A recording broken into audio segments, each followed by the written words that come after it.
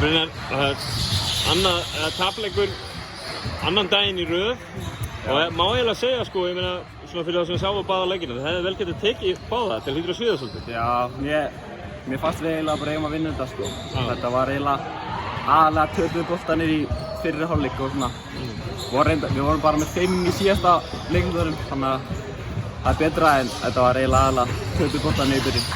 Þeir eru með yfirhöndina lengi vel framan af og svo einhvern veginn á einhverjum mjög vondum kafla þarna hjá okkur og þá náðu þeir því einhvern veginn en þeir náðu ekki að komast einhvern veginn aftur inn í, ég meina þeir eru 60 frá þeim. Já, við vorum eiginlega bara elta seinni hálfleikin sko. Þeir komu heldur sterkari inn í seinni sko.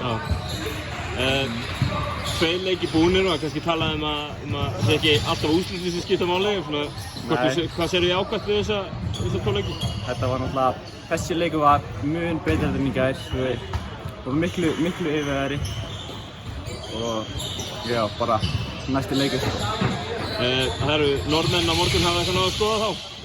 Nei, ekki þá, en jú, við horfum á leik en síðan verður góða fundis fyrir leik á morgun. Það er ekki vantarlega eitthvað vídeo og eitthvað? Já, allt svoleiðis. Bestu þakkir. Takk.